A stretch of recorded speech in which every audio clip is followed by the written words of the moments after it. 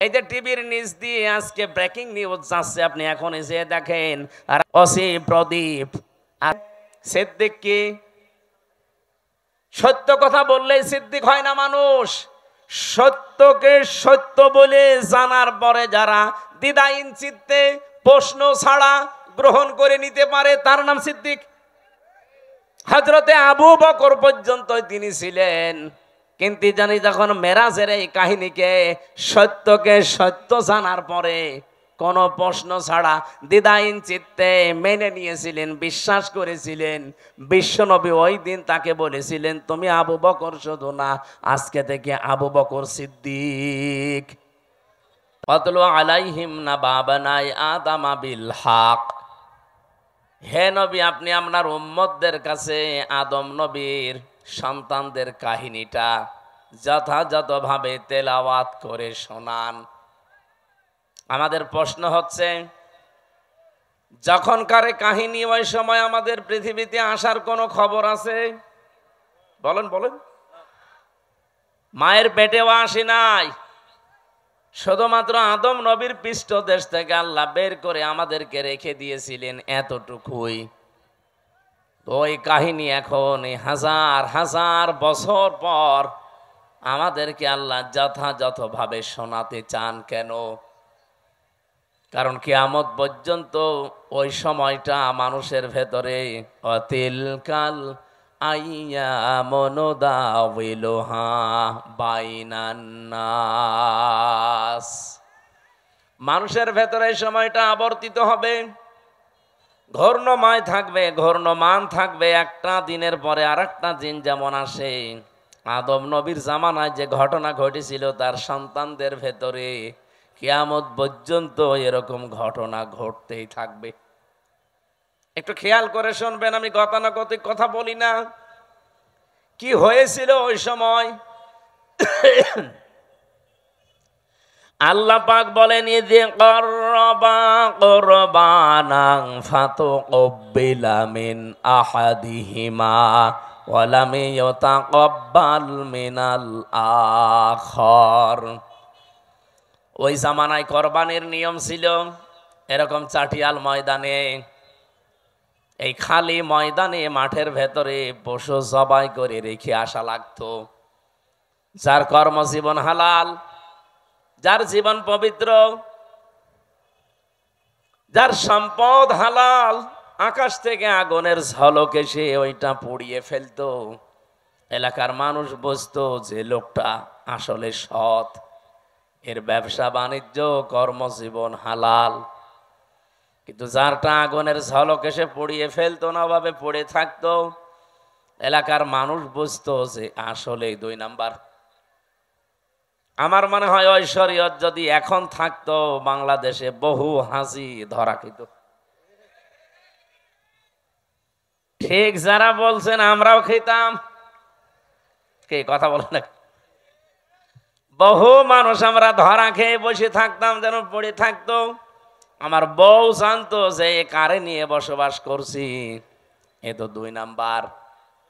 এলাকায় যাদের সাথে আত্মীয়তা ছিল, আমার মনে হয় আত্মীয়তার সম্পর্ক ছিন্ন হয়ে যেত। আল্লাহ দয়া করে আমাদের বাঁচিয়েছে যে ওই শরীয়ত আমাদের দেয়নি। ওই জামানায় যারটা কবুল হয়ে গেছে আকাশ থেকে আগুনের ঝলক এসে, তার নাম হাবিল। আর যারটা কবুল হয়নি ওখানে পড়েছিল, তার নাম কাবিল। আদম নবীর এই 2 সন্তান কি আছে এর ভেতরে? যারটা কবুল হয়নি এই কাবিল, ও ডাক দিয়ে বলে ক্বালা লা আকতুলান্নাকা। লামে তাকিদ নুনে সাকিলা দিয়ে ওই সেই প্রথম দিন, পৃথিবীর প্রথম দিকের কাহিনী এটা। ওই সময় কাবিল নামে এই লোকটা হাবিল নামে আল্লাহর এই বান্দাকে বলেছিল, তোরে আমি অবশ্যই মেরে ফেলবো। আমার মনে হয় এখন পৃথিবীতে ঠিক ওই জামানা চলছে। কথা বোঝেন? খালি একজন বললো ঠিক, আপনারা কি কবরে আছেন? কি বলছে আপনি টের পেয়েছেন? বলেন তো ওই সময়টা যে এখন ঘুরে এসেছে কেন বললাম? আগস্টের 5 তারিখের পর থেকে আপনি একটু তাকান এই দেশটার দিকে। 73টা উপরে দল কাজ করছে এই দেশে রাজনৈতিক ভাবে। কারো নিবন্ধন আছে, কারো নিবন্ধন নেই, কারো মার্কা আছে, কারো মার্কা নেই। কিন্তু বাস্তবতা কি? এই শুধুমাত্র এই 10 মাসের ব্যবধান না, এই 54 বছরে আপনি যদি বাংলাদেশ এই দেশটা সম্পর্কে একটু চিন্তা ভাবনা করে দেখেন, 73টা দল কিন্তু কাজ করছে, সবাই এই দেশের মানুষের কাছে জনপ্রিয় না। কি কথা বললেন না কেন? এদেশে এমনও দল আছে শুধু লিল্লাহি তাকবীর, আল্লাহু আকবার এই শব্দ দিয়ে যদি ডাক দেয়, এই ময়দানটা আমার মনে হয় এরকম 500 ময়দান লাগবে কালকেই। কিন্তু এই দেশে এমনও দল আছে, ওরা যদি ডাক দেয় শুধুমাত্র সভাপতি আর সেক্রেটারি ছাড়া কেউ নেই। এরকম দল নেই না। এখানে হচ্ছে না। এখানে কি সমস্যা? কি এখানে কেউ আসবেন না ভাই। যে যেখানে দাঁড়িয়ে আছেন, বসে আছেন, ওইভাবে থাকবেন 1 ঘন্টা। এখানে যদি কেউ আসেন সত্যি তার খবর আছে। কি বলি সেটা না বুঝে আপনি আয়োজন করেছেন কেন? লোক দেখানোর জন্য? বলেন। আরো অ্যাক্টিভ হয়ে শুনবে। মুরব্বী এদিকে আসা যাবে না। মমতাজের মতো কোনো খেয়াল আছে এদিকে? কে ডিম মারছে, কে কি গালি দিচ্ছে, কোনো খেয়াল আছে?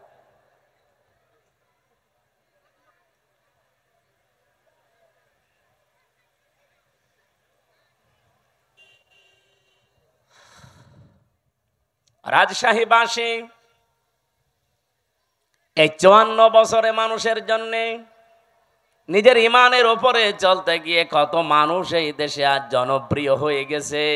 তাদের কথা মানুষ আর শোনে, তাদের কথা বললে মানুষ কন্দন করে। কিন্তু কিছু মানুষ যাদের ডাকে মানুষ আসে না, এ মানুষগুলো আজ ঠিক কাবিলের মতো চরিত্র নিয়ে রাস্তায় নেমেছে। ওরা বলছে, তোরে মানুষ এত ভালোবাসে কেন? তোর কাছে মানুষ এত চায় কেন? তোরেই রাখবো না, তোরেই মেরে ফেলবো। দৃশ্য দেখে যা মনে হচ্ছে সেই প্রথম জামানার সেই কাবিল আবার দুনিয়ায় ঘুরে এসেছে বিভিন্ন রূপ নিয়ে। ভাই কথা বললেন না? কাবিল যদি নাও আসে, কাবিলের ভাইরা ভাইরা এসেছে। আপনি নিজের চরিত্র ভালো না, মানবতার জন্য কোনো কাজ করেন না, তে মানুষ আপনাকে ভালোবাসবে কি দিয়ে? আপনি যে পৃথিবীতে উত্তম, আপনি যে পৃথিবীতে ভালো, সর্বজা সবচাইতে উত্তম জাতি আপনি, কেন? কুনতুম খায়রা উম্মাতিন উখরিজাত লিন-নাস তা'মুরুনা বিল মা'রুফি ওয়া তানহাউনা আনিল মুনকার ওয়া তু'মিনুনা বিল্লাহ। সূরা আলে ইমরানে এসেছে, তোমরাই শ্রেষ্ঠ জাতি, তোমাদেরকে আমি মানুষের কল্যাণের জন্য বের করেছি। সুতরাং পৃথিবীতে যার জন্য কল্যাণ সাধন হয়, যার দ্বারা মানুষের উপকার হয়, আল্লাহর কোরআনের এই ভাষা অনুযায়ী তারা পৃথিবীতে শ্রেষ্ঠ। এ ঘোষণা দিয়েছেন কে? বলেন বলেন। তাহলে আপনার শ্রেষ্ঠত্ব শুধু চেহারা ভালো, আপনি ধনী মানুষের সন্তান, আপনি বড় রাজনৈতিক দলের নেতা কর্মী, এই জন্যে না। আপনার সম্মান আমার আল্লাহর কাছে এই জন্যই যে আপনি মানবতার উপকার করেন কিনা। কি তা'মুরুনা বিল মা'রুফি ওয়া তানহাউনা আনিল মুনকার, দুইটা বিষয় মাস্ট বি আপনার ভেতরে থাকতেই হবে। আপনি ভালো কাজে আদেশ করবেন না অনুরোধ করবেন? বলেন বলেন। এই আয়াতটা নিয়ে সারা দেশে সমস্যা। সবাই আমরা বলি সৎ কাজে আদেশ করো, অসৎ কাজে নিষেধ করো। এটা বাংলা অর্থ হয় না। এই দেশে যারা আমরা এই আয়াতের বাংলা করেছি, তারাই প্রথম অংশটা মানি না, দ্বিতীয় অংশটা হালকা মানি। আপনি বলেন তো, সৎ কাজে আদেশ করার অনুরোধ করা কি এক? বলেন বলেন। এ বাংলাদেশে বহু মানুষ আর সৎ কাজে অনুরোধ করে। কোরআন শরীফ আপনাকে আমি ছেড়ে দিলাম, একটা আয়াত দেখান তো যেখানে আছে যে আমার বান্দারা সৎ কাজে অনুরোধ করো। আছে? যেখানেই পাবেন তা'মুরুনা বিল মারুফ অথবা ইয়ামুরুনা বিল মারুফ। আপনাকে ভালো কাজে, সৎ কাজে আদেশ করা লাগবে, আর আদেশ করলে আদেশের জায়গায় থাকা লাগে। এই কথা বলে না কেন? আপনি বলেন আজ 54 বছর ইসলাম এই দেশে আদেশের জায়গায় আছে, অনুরোধের জায়গায় আছে। আমরা চাই ইসলামকে আদেশের জায়গায় নিয়ে যেতে। এটার জন্য যদি কোনো মানুষ বলে যে আমি আদেশ দিতে চাই ইসলাম দিয়ে, তাহলে আমার চেয়ার লাগবে, ওই চেয়ারে আমি বসতে চাই। ইউসুফ নবী এটা বলেছিল, ক্বালা ইন্নী খাযাইনুল আরদি ইন্নী হাফিজুন আলিম। হে দেশের বাদশা, আপনি আমাকে খাদ্য মন্ত্রণালয়ের দায়িত্ব দেন, আমি এটা হেফাজত করে রক্ষণাবেক্ষণ করে এই মন্ত্রণালয় চালাতে পারবো। তার মানে দায়িত্ব চেয়ে নেওয়া জায়েজ আছে যদি ওই রকম পরিস্থিতি তৈরি হয়। আমার মনে হয় বাংলাদেশে এখন ওই পরিস্থিতি তৈরি হয়েছে। সব জায়গায় যেহেতু চলছে 620টা বাড়ি বানানোর প্রতিযোগিতা, এই জায়গায় এখন মাওলানা মতিউর রহমান নিজামীর মতো মানুষ দরকার। লোকটা মন্ত্রী ছিল, মন্ত্রণালয় চালানোর পরে 36 টাকা বেঁচেছিল, ওইটা আবার সরকারকে ফেরত দিয়েছে। আপনি দেখান বাংলাদেশে আর একটা মন্ত্রী এরকম। আবার কি দেখতে চান, সে তো দেখিয়েই গেছে। এইরকম মানুষগুলো যদি এখনো এই দেশের দায়িত্ব চেয়ে নেয় যে আমাকে 5 বছরের জন্য দেন, দেখেন আমি কিভাবে হেফাজত করি। এর ভেতরে হয়তো একজন হবে অধ্যাপক আবুল কালাম আজাদ। আপনি না চিল্লি একটু বোঝেন। যদি ওনার আদর্শ থেকে বিস্মৃত হয়ে যায়, ওনারে ভোট দেওয়া দূরের কথা, ওনার দিকে তাকানো জায়েজ নেই।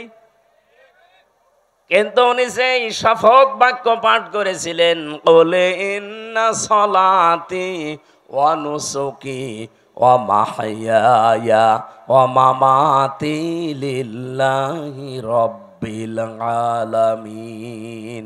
এটা পড়েননি? পড়েছে।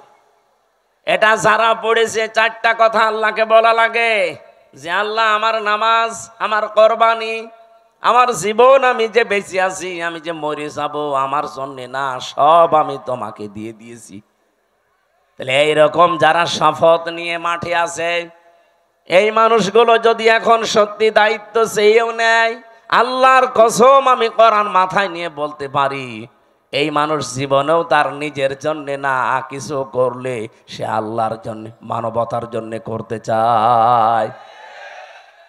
এটা সারা বাংলাদেশের মানুষ জানে। আপনি 73টা যে দল বললাম, একটা দল আপনি দেখবেন, শুধু ওই দল বাদ দিয়ে যত দল এই দেশে আছে, তারা দায়িত্ব নেওয়ার জন্য মারামারি করে, না দিলে আবার হত্যা পর্যন্ত করে ফেলে। কিন্তু একটা দল আমি পেয়েছি, দায়িত্ব নেওয়ার জন্য মারামারি না, এদের দিতে গেলে আরো কান্নাকাটি করে।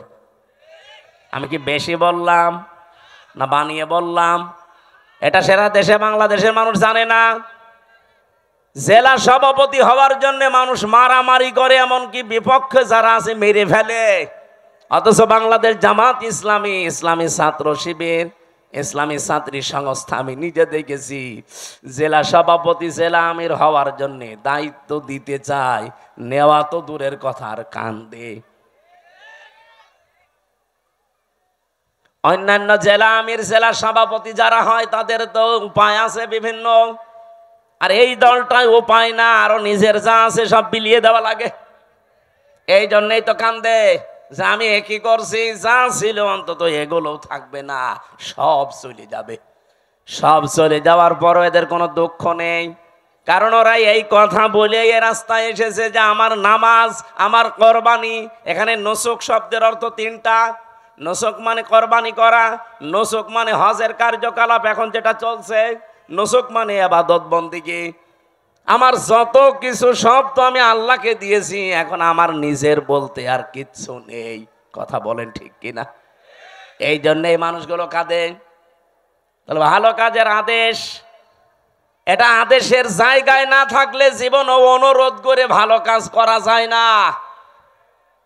আমাদের দেশে যেটা হচ্ছে, এটা কি আদেশ হয় না অনুরোধ হয়? বলেন বলেন। আর ভালো কাজ কোনটা? এখানে যে আপনি তা'মুরুনা বা ইয়ামুরুনা বিল মারুফ বললেন, মারুফ মানে বলেন বলেন, কেউ যদি এখানে জেনে থাকেন বলেন যে মারুফ মানে কি? আমার মনে হয় আলেম পর্যন্ত বলবে এখানে অনেকেই যে মারুফ মানে ভালো কাজ। কে বলেছে আপনাকে? আপনি একটা অভিধান নিয়ে এসে দেখান তো যে মারুফ মানে ভালো কাজ লেখা আছে। এই শব্দটা এসেছে উরফুন থেকে, আরাফা ইয়ারিফু উরফুন। এর বাংলা অর্থ হচ্ছে পরিচিত হওয়া।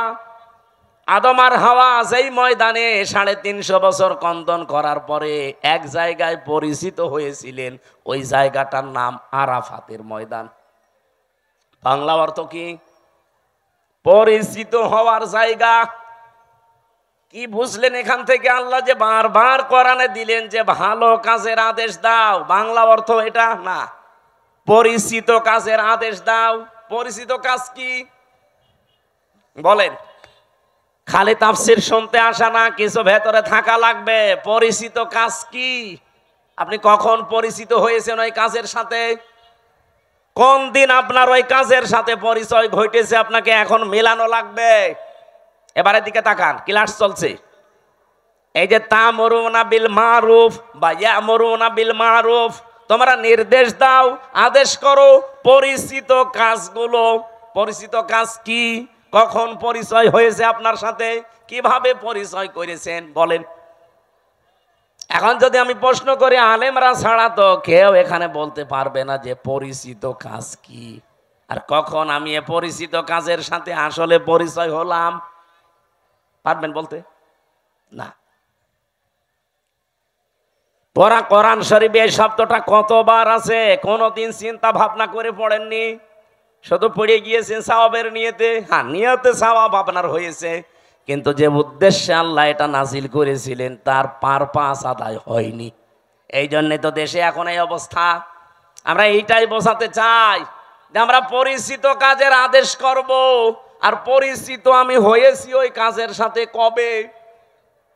আমাদের যিনি আদি পিতা হযরতে আদমের কথা যেহেতু আরম্ভ করেছি, বলেন তো ওনাকে আল্লাহ তৈরি করার পরে সর্বপ্রথম কিছু জিনিসের নাম আল্লাহ তাকে শিখিয়েছিলেন। এটা শোনেননি? বলেন না কেন? আল্লাহ রাব্বুল আলামিন নিজে তখন শিক্ষক ছিলেন, আর ক্লাসরুম ছিল এই পবা, নাকি কোন জায়গা? ক্লাসরুম ছিল জান্নাত। এই পৃথিবীতে যে বিশ্ববিদ্যালয়গুলো মার্ক করা হয়, যে সিরিয়াল আকারে একটার সাথে আর একটা, একটার পরে আর একটা, এই যে র্যাঙ্কিং করা হয়, কেন?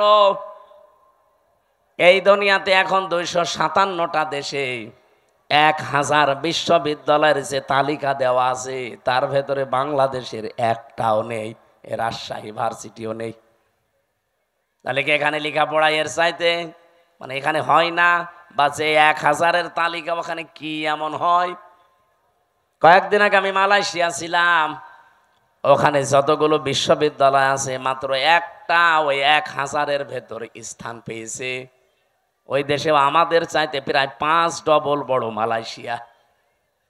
কত বিশ্ববিদ্যালয় ওই দেশে আছে? আমাদের দেশে যদি মনে করেন 1000টা আছে, সারা দেশ মিলে সরকারি বেসরকারি মিলে, তো ওই দেশে তাহলে 5000 আছে, তার ভেতরে মাত্র একটা র্যাঙ্কিং এ স্থান পেয়েছে। আমি যেখানে পিএইচডি করার জন্য চিন্তায় আছি, মালয়েশিয়া ইন্টারন্যাশনাল ইসলামিক ইউনিভার্সিটি, এইটাও তালিকায় নেই। এই যে ডক্টর মিজানুর রহমান আজহারি ওখান থেকে ডক্টরেট করে এসেছি, এই ভার্সিটি পর্যন্ত ওই তালিকায় স্থান পায়নি। তাহলে 1 নম্বরে যেটা আছে বিশ্বে কি হয় সেখানে, তার গবেষণার স্তর কোথায়, ক্লাসরুমের কি সিস্টেম, আমি বিশ্বের যতগুলো দেশে গেছি আজ পর্যন্ত, যে দেশে এই নামই আগে যায় বিশ্ববিদ্যালয়, সেখানে আগে লাইব্রেরিতে যে দেখি আসলে এখানে হয় কি। আমি যেটা বোঝাতে চাচ্ছিলাম, আল্লাহ নিজে যেহেতু ক্লাস নিয়েছেন, ক্লাসরুমের সিস্টেমটা আমাদের রাজশাহী ভার্সিটির মতো না, এই পবা কলেজের মতো না। ক্লাসরুমের জায়গাটা সরাসরি জান্নাত। কোন জায়গা বলেন বলেন? কি স্তরে তাকে আল্লাহ শেখাতে পারেন বলেন তো? গবেষণাগারে গবেষণালব্ধ বিষয় কি পরিমাণে সেখানে থাকতে পারে? কারণ শিক্ষক তো আর দুনিয়ার কেউ না, সরাসরি কে?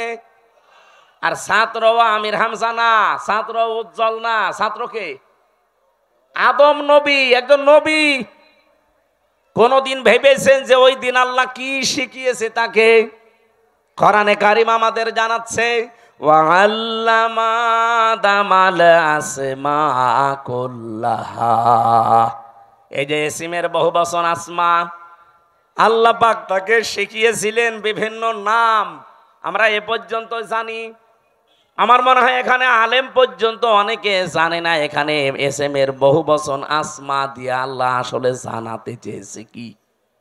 এই ভালো করে খেয়াল করেন, রব্বুল আলামিন এখানে এসএমের বহুবচন আসমা দিয়ে জানাতে চাননি যে আদম, দুনিয়াতে তোমাকে আমি পাঠাবো, আলু, পটল, ঝিঙা, ফুল, কদু, এরকম কিছু জিনিসের নাম আমি কি তোমাকে শিখিয়ে দিলাম?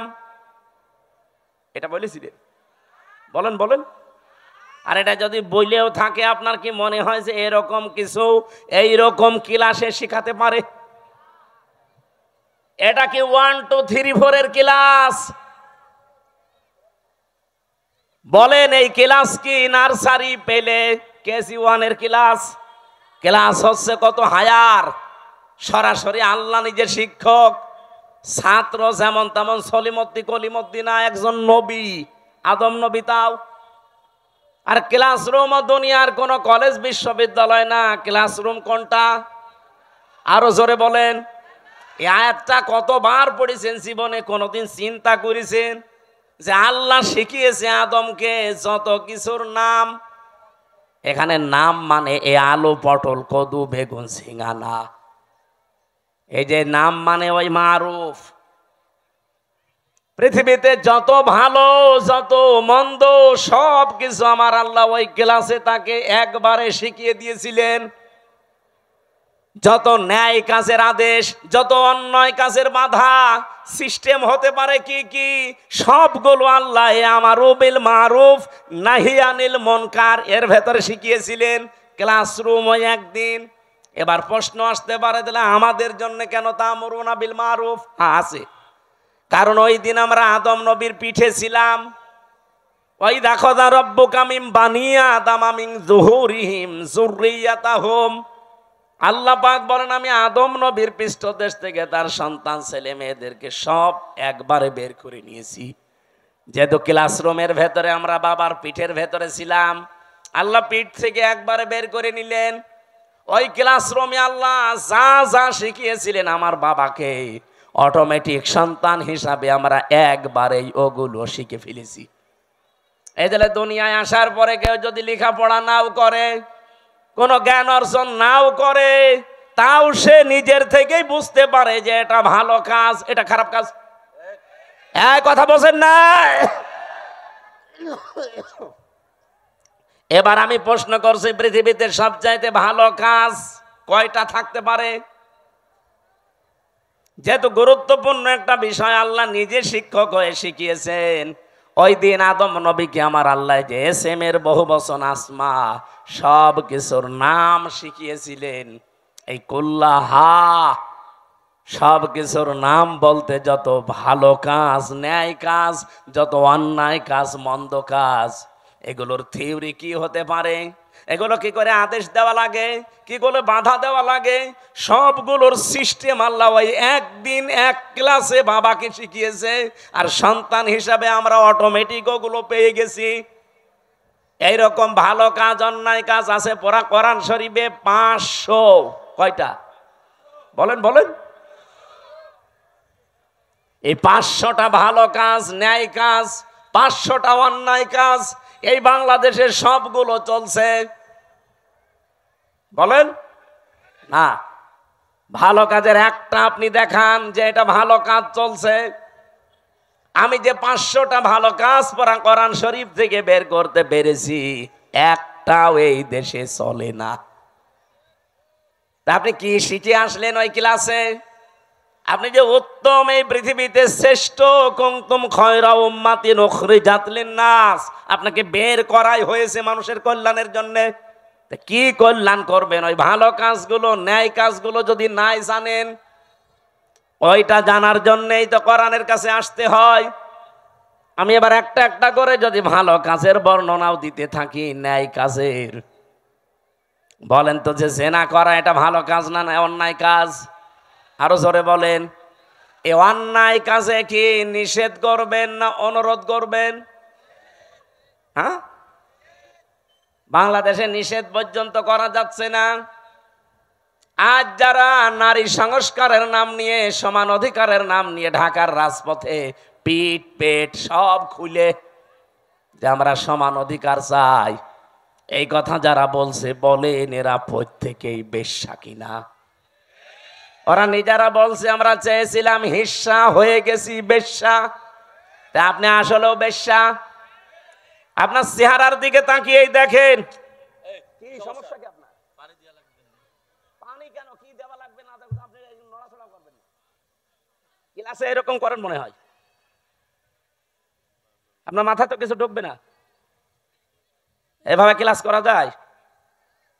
বলেন তো, যারা 1 থেকে মাস্টার্স পর্যন্ত ক্লাস করেন, এদিকে ওদিকে তাকান।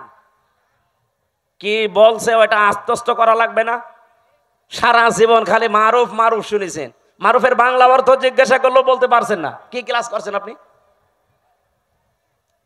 500টা এরকম ন্যায় কাজ আছে কোরআনে, 500টা অন্যায় কাজ আছে, একটাও জানি না।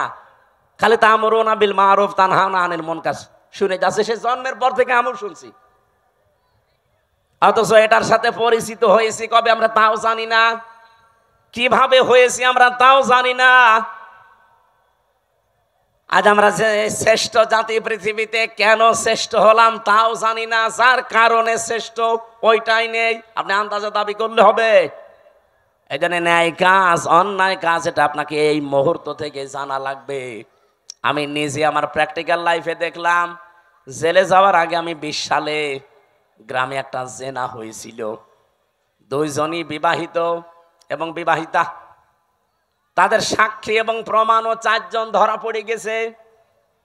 কলমের মাথার ভেতরে যেমন মাথা দিলে যা অবস্থা, ঠিক ওই অবস্থায় তাদেরকে ধরে ফেলেছে। কয়জন? 4 জন সাক্ষী আছে পুরা। আমার কাছে এসে বলছে, হুজুর এই যে জেনা করেছে এরা, আপনি বিচার কি করবেন? একটা ফতোয়া দেন। আমি কি ফতোয়া বানাবো? বলেন বলেন। সূরা নূরের ভেতরে আছে, যদি বিবাহিতা এবং বিবাহিত কোন নারী পুরুষ জেনা করে, আর যদি সাক্ষ্য প্রমাণ হয়ে যায় 4 জন, কয়জন? তাহলে তার শাস্তি হচ্ছে মাটির ভেতরে বুক পর্যন্ত গেড়ে দিয়ে পাথর বা ইট দিয়ে মেরে ফেলতে হবে। এই বিচার, এই বিচার আমি বানিয়েছি। কার? আরো জোরে বলেন। এই বিচারের সাথে পরিচিত হয়েছি আমি কবে? ওই যে ক্লাসে। হয়তো ক্লাসের ওই কথাগুলো এরকম যারা আনমো না, এদিকে ওদিকে তাকাচ্ছেন, খালি পানির বোতল দিচ্ছেন, তারা তো 2 মিনিট পরে ভুলে যাবেন। তা আমি ভুলিনি, আমি যা পড়েছি ঠিক আমি ওইভাবেই মনে রেখেছি। আর এইগুলোর ক্লাসের জন্য 1 থেকে মাস্টার্স পর্যন্ত আমাদের যে ক্লাস, এই ক্লাসে আমি পাইনি। এগুলোর জন্য গবেষণা করা লাগে। এই যে 1000 বিশ্ববিদ্যালয়ের র্যাঙ্কিং এ বাংলাদেশের কোনো বিশ্ববিদ্যালয় নেই। কেন নেই? কারণ ওই সমস্ত জায়গায় 99% গবেষণা হয়, 1% শিক্ষা হয়। আর আমাদের দেশে 1% গবেষণা হয়, 99% শিক্ষা দেয়। এই জন্য আমরা ওই পর্যন্ত যেতে পারি না। আদম নবীকে আল্লাহ কি গবেষণা দিয়েছেন দেখেন, যে তোমাকে শুধু না কিয়ামত পর্যন্ত তোমার সন্তান যারা তারা পিঠে ছিল, ওয়াইদ আখাযা রাব্বুকা মিন বানি আদামা মিন যুহুরিহিম যুররিয়াতাহুম, এটা সূরা আরাফের 172 নম্বর আয়াতের প্রথম অংশে আছে। আমি দলিলগুলো শুধু আয়াত বলছি, বাড়িতে মিলাবেন, আপনার আরো আনন্দ লাগবে। আজ যদি সত্যি আমরা ভালো কাজের আদেশের জায়গায় থাকতাম, আমি ওই দিন শুধু ফতোয়া পর্যন্ত দিয়েছিলাম, আদেশ দিতে পারিনি। যদি সত্যি আমি আদেশ দিতাম আর গ্রামবাসী মিলে যদি ওদেরকে 2 জন সঙ্গে সার করতো, আমি বেঁচে থাকতে পারতাম? কথা বলে না কেন? পুলিশ তার পরের দিন ওদের সঙ্গে সার করার আগে আমার সঙ্গে সার করতো, বলতো হুজুর ফতোয়া দিয়েছেন ঠিক আছে, কার্যকর করলেন কেন? এদেশে কোরআনের আইন চলে। আমি কি বলতাম? চলে না, তাহলে আপনাকেই দেখি আসেন সঙ্গে সার করি। অথচ এই কাজটার সাথে আমি পরিচিত হয়েছে কি 5 বছর 10 বছর আগে। কবে? ওই দুনিয়া যেদিন তৈরি করেন আমার পিতা আদি পিতাকে, সেই দিন থেকে আমি পরিচিত। এই জন্য দুনিয়ায় যারা আসে ও লেখাপড়া জানে না, কোনো ভার্সিটি কলেজে বিশ্ববিদ্যালয়ে কোনো জায়গায় পড়েনি, স্কুলের বারান্দায় যায়নি, তারপরও ভালো কাজ কোনটা অন্যায় কোনটা সে ভেতর থেকে আসে না। সে নিজের থেকে বলতে পারে না যে না এটা অন্যায় কাজ, এটা ভালো কাজ। এটা আপনি শিখলেন কোন থেকে? এর সাথে পরিচিত হয়েছেন আপনি ওই ক্লাস থেকে। এই জন্য দুনিয়ায় যত অন্যায় কাজ আছে, এই অন্যায় কাজের সাথে পরিচয় আমাদের আজকে না, কালকে না, বহুদিন আগের। কিন্তু এই অন্যায় কাজগুলো বন্ধ করার জন্য যেখানে থাকা লাগে, আর 54 বছরও আমরা সেখানে যেতে পারি নাই, এই জন্য কোনো অন্যায় বন্ধ হয় না।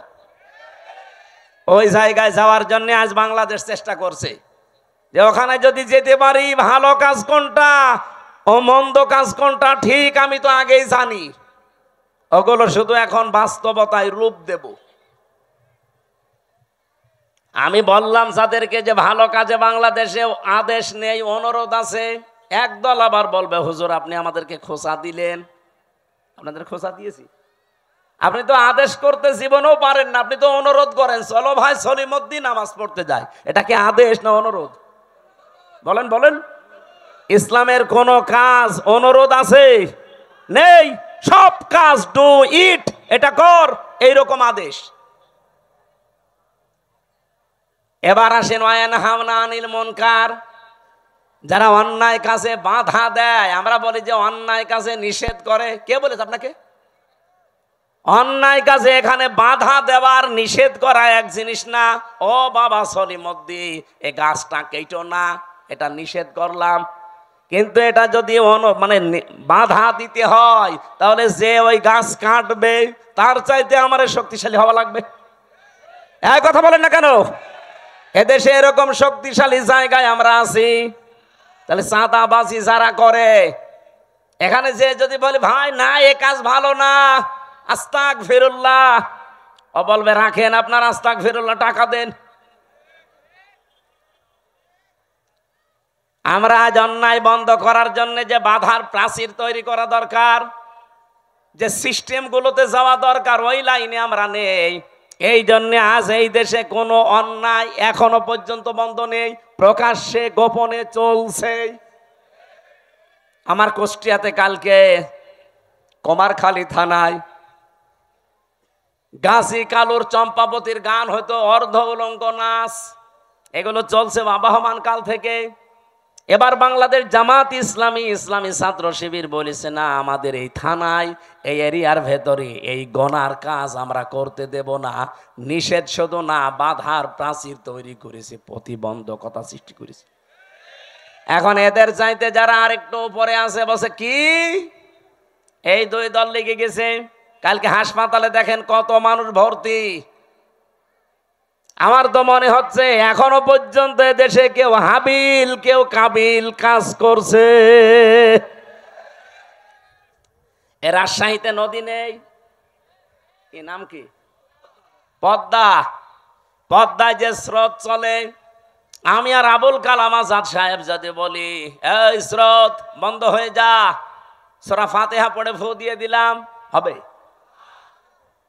আবুল কালাম আজাদ আর আমির হামজান আমাদের বাবারা আসলেও হবে না। কাবা শরীফের ইমাম এনে কাজ করেন তাও হবে না।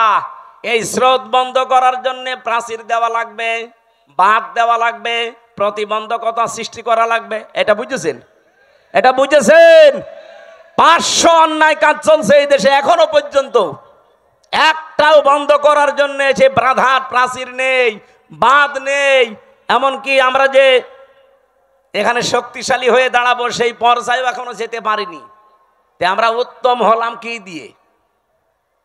এই দুইটা করার পরে তুমিনুনা বিল্লাহ, যারা আল্লাহর উপরে ঈমান আনে, এগুলোর 3 নাম্বারে আমরা ওইটা নিয়ে বসে আছি। আল্লাহ তুমি একজন আসো, তা আল্লাহ একজন আসো এ কথা তো আবু জেহেলও বলতো।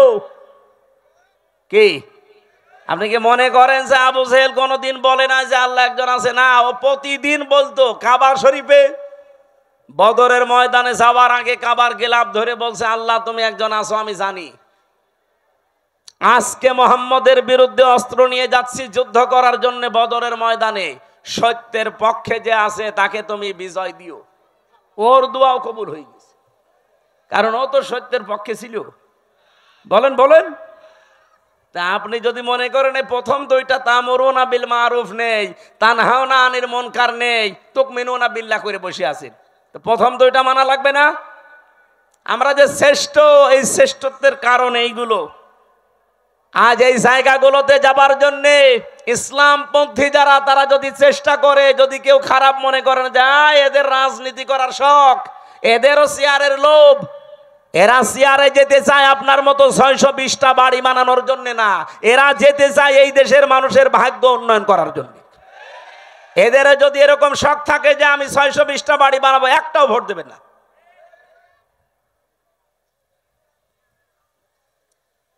কোন কারণে আমার এই ঝামেলাপূর্ণ রাস্তায় আসার দরকার? আমার কোনো দরকার ছিল না। আমি আমার নিজেরটা বলছি, কালাম ভাই তার নিজেরটা বলুক। সারা জীবন ছাত্র ছাত্রী পড়িয়েছে, অধ্যাপক ছিল, জীবনের শেষ বয়সে এসেছে পেনশন পাবে, 25, 30, 40, 50 লাখ টাকা পাবে। যা জীবন আর বাকি আছে আরামে খেয়ে চলে যেতে বাধ্য। কোন কারণে এই রক্ত পিচ্ছিল পথে এই মানুষের ঝামেলাপূর্ণ জায়গায় আসা লাগবে বলেন? আল্লাহ আমারে যা দিয়েছে, আমার বাবার যা আছে, আমি মরণ পর্যন্ত যদি আরামে থাকতে চাই কোনো অসুবিধা নেই। কোন কারণে আমার এই রক্ত পিচ্ছিল পথে মানুষের এই গালি গালাজ অপমান অপদস্থের পথে আসা লাগবে? আমি দেখতে পাচ্ছি এই রাস্তাগুলোই না আসলে যারা আছে এরা একটাও এ রাস্তা ঠিক রাখবে না, রাস্তাও খেয়ে ফেলবে। এ কারণে আমাদের আশা লাগছে। আর এইটাকে এখন কেউ বলছে যে না এরা রাজনীতি করছে, এটা ধর্ম ব্যবসা করছে। আমারটা যদি ধর্ম ব্যবসা হয়, আপনারটা কি বলেন? আমার এটা যদি ধর্ম ব্যবসা হয়, আপনারটা কি আপনি বলেন?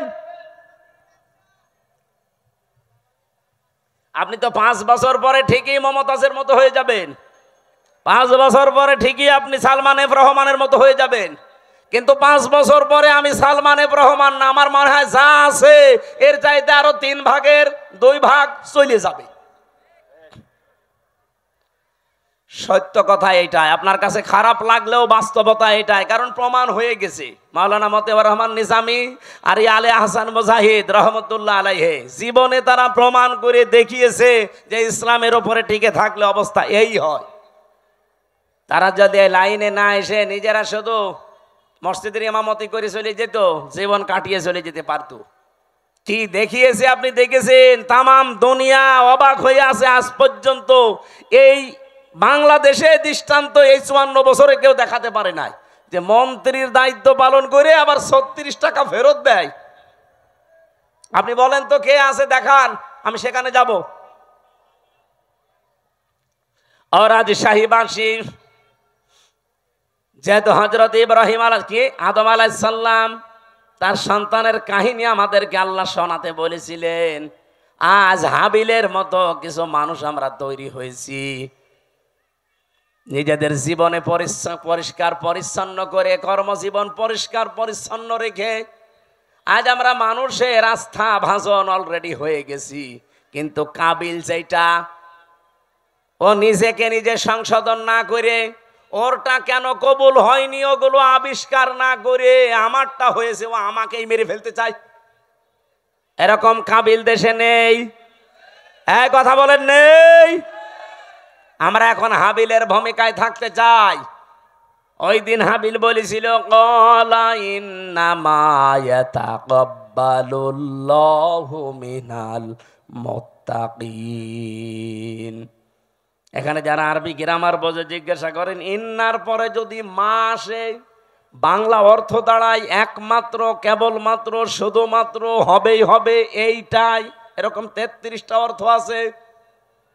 হাবিল ওই দিন জানাতে চেয়েছে, হে ভাই, আপনি আমার বয়সে বড়, আপনার শক্তিও শরীরে বেশি, দুনিয়ায় এসেছেন আপনি আগে, খেয়েছেনও বেশি, এখন আপনার সাথে তো আমি পারবো না, কিন্তু সাফ কথা শোনেন, আপনার কোরবানি কবুল হয়নি, আমারটা হয়েছে, আপনি এখন আমাকেই মেরে ফেলতে চান। আপনাকে জনগণ ভালোবাসে না চাঁদাবাজির কারণে, আপনার চরিত্রের কারণে, আর আমার জীবনে ওইসব নেই, এই জন্যে মানুষ আমাকে বিশ্বাস করে, আমার উপরে আস্থা রাখে, আর আপনি আমাকেই মেরে ফেলতে চান। সাফ কথা শুনে রাখেন, ক্বালা ইন্নামা ইয়াতাকাব্বালুল্লাহু মিনাল মুত্তাকিন। ইয়াতাকাব্বালু মোজারে, বর্তমান, ভবিষ্যৎ, প্রেজেন্ট, ফিউচার, শুধু আজকের দিন না, কিয়ামত পর্যন্ত শুধুমাত্র আল্লাহ গ্রহণ করে, কবুল করে মুত্তাকিদের জিনিসপত্র। এই জন্য আমরা এখন থেকে মুত্তাকি হওয়ার চেষ্টা করি। মুত্তাকি কি? মুত্তাকি শব্দের বাংলা অর্থ হচ্ছে ভদ্রলোক, মুত্তাকি শব্দের বাংলা অর্থ হচ্ছে বেঁচে থাকা, মুত্তাকি শব্দের শাব্দিক অর্থ হচ্ছে আল্লাহর নিষিদ্ধ কাজগুলো ঘৃণা ভরে ছেড়ে দেওয়া। মুত্তাকি শব্দের বাংলা অর্থ হচ্ছে যোগ্য হওয়া, নিজেকে যোগ্যতাপূর্ণ তৈরি করা। আপনি মুত্তাকির যতগুলো অর্থ বললাম, কোন অর্থে আপনি নিজে আছেন বলেন? আল্লাহর নিষিদ্ধ কাজ ঘৃণা করে ছেড়ে দিতে পারেন? পারেন? পারেন না। যেগুলো আপনি মোবাইলে দেখেন ওইটা বাইরে দেখা যায় যাচ্ছে, যেটা মোবাইলে দেখেন ওইটা যায় যাচ্ছে। বাইরে যেই দৃশ্য দেখা যায় ওই দৃশ্য মোবাইলে দেখা যায়, বাইরে যেই দৃশ্য দেখা যায় নেই ওইটা মোবাইলে দেখা যায় নেই। এখানে আমার মনে হয় এমন অনেক মানুষ এমন আছে, এমন এমন দৃশ্য মোবাইলে রেখে দিয়েছে, এমন এমন ভিডিও আছে, নিজে দেখলে আনন্দ লাগে, ভালো লাগে, সুখ পায়, শান্তি পায়, কিন্তু অন্য কেউ দেখলেই লজ্জা পায়। এরকম ভিডিও আছে কার কার? হাত তোলেন তো। আলহামদুলিল্লাহ। না, ভালো, আলহামদুলিল্লাহ। এলাকায় মুত্তাকি তাহলে অনেক আছে, বোঝা যাচ্ছে। এক্ষুনি আমি চেক করবো জিহাদরে দিয়ে, যাও তো একটা একটা করে মোবাইল চেক করে দেখো, এমন এমন ভিডিও যদি থাকে যেটা নিজে দেখলে আনন্দ পায়, অন্য দেখলেই লজ্জা পায়। যারা ঠিক বললো যে একটা একটু ওঠেন তো দেখি আল্লাহর ওলি,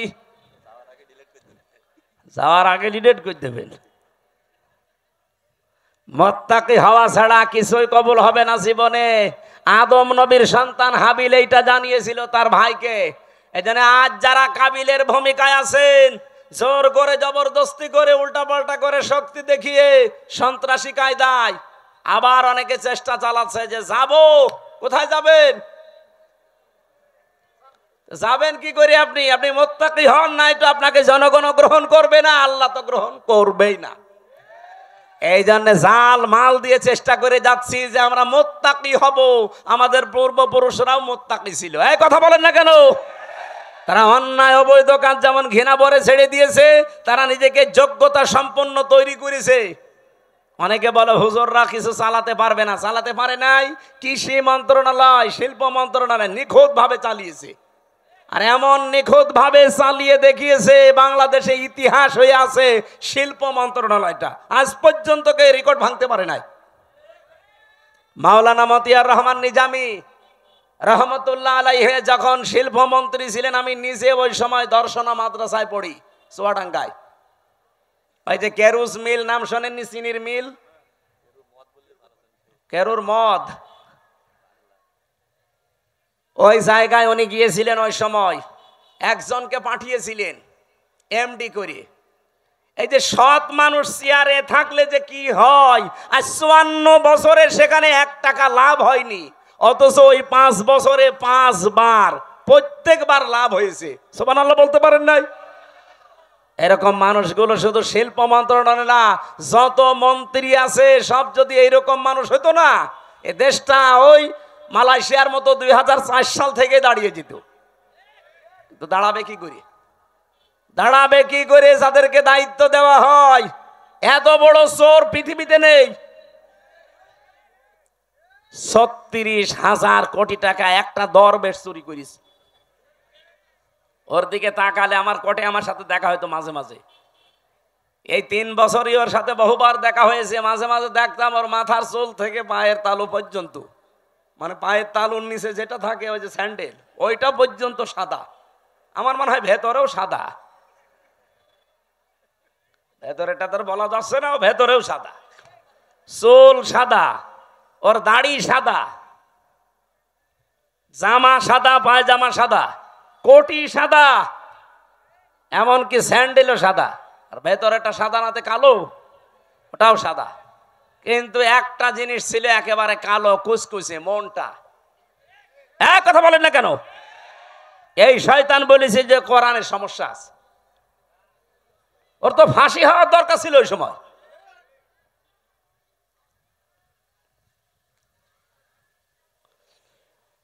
আমি তো বাস্তব কথা শোনাতে চাচ্ছি। এই এমডি কে উনি পাঠিয়েছিলেন রাত 3:30টার সময়, যে উনি জয়েন্ট করেছে। চিন্তা করছে আজকে আমি একটা চমক দেখাবো। একেবারে মেন গেটে যে দারোয়ান আছে তারে বলছে আপনি এখান থেকে একটু নিরাপদ দূরত্বে থাকেন, আপনার পোশাকটা আমারে দেন। ওই যে হাটে একটা লাঠি নিয়ে বসে থাকে, লাঠি নিয়ে দারোয়ানের মতো বসে আছে। ফজরের নামাজ শেষ করে সকাল 7টা থেকে আরম্ভ হয়েছে, মানুষ যাচ্ছে 10টা পর্যন্ত। এরপরে ডিউটি আর এক দলের আসবে। তখন বাজে 11:45। একজন একেবারে সেরকম বড় দাড়ি, জব্বা জামা গায়ে, পাগড়ি মাথায়, এত বড় বড় দাড়ি নিয়ে প্রাইভেট নিয়ে ঢুকতেছে। তো দারোয়ান মনে করছে যে নতুন দারোয়ান হবে হয়তো। আজকে আর অন্য দিনের মতো গেট খোলে নাই, গেট বন্ধ করে দাঁড়িয়ে আছে। বলছে না আমি আপনাকে ঢুকতে দেব না।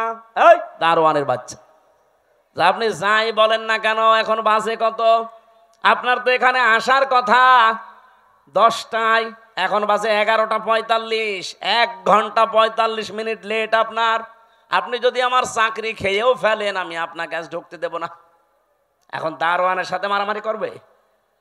শেষ পর্যন্ত বলেছে ঠিক আছে, তোর চাকরি কে রাখে আমি দেখব। এই ধস্তাধস্তিতে শেষ হয়ে যাওয়ার পরে দারোয়ানকে এবার ভেতরে যেয়ে বলছে আপনার দায়িত্ব আপনি পালন করেন, যান। আমি চলে গেলাম। যে এমডির অফিসে বসেছে ওই লোকটার খবর নিয়ে ডাক দিয়েছে যে ওকে ডাক দেন আমার অফিসে। অফিসে ঢোকার পরে যখন সালাম দিয়েছে, জবাব দিয়ে বলছে দাঁড়ান, চেয়ারে বসার দরকার নেই, আপনি দাঁড়ান, আপনাকে আমি কয়েকটা কথা জিজ্ঞাসা করব। এখন বাজে হচ্ছে 11:45, আপনার 10টায় অফিসে আসার কথা। আপনি যে মুখে দাঁড়ি রেখেছেন এই দাঁড়ি আপনার জন্য না, কারণ এই দাঁড়ি যিনি রাখতেন তিনি কাজে এভাবে ফাঁকি দিতেন না। আপনি বিশাল জব্বা গায়ে দিয়ে এসেছেন, পাগড়ি মাথায় দিয়ে, এই পাগড়ি জব্বা আপনার জন্য না, কারণ এগুলো যিনি পরতেন তিনি জীবনে কোনোদিন কাজে ফাঁকি দেননি। আপনি কার আদর্শগুলো শরীরের ভেতরে ধারণ করে ফাঁকি দিচ্ছেন? আপনি 10টা থেকে 4টা পর্যন্ত ডিউটি করবেন, এইটা আপনার ইবাদত। কথা বলেন না কেন? আর আপনি 11:45, 1 ঘন্টা 45 মিনিট লেট। মাসের পরে তো ঠিকই বেতন নিয়ে নেবেন। আপনার বেতন হালাল হয় কি করে? আপনার নামাজ হয় কি করে? আপনার দাড়ি রাখা আপনার জন্য না, কেটে ফেলেন দাড়ি। ওই বছর এই লাভ হয়েছিল এই দেশে চিনির মিলে, ওই প্রথম শুরু হয়েছে। এই যে ডিউটিগুলো সঠিকভাবে পালন করা, কোনো জিনিসে ভেজাল না দেওয়া, চুরি চামারি বন্ধ হওয়া, বিশেষ করে দুর্নীতি আর কোনো জায়গায় নেই, সবাই টাইট হয়ে গেছে। ওরে বাবা কি কঠিন মানুষ!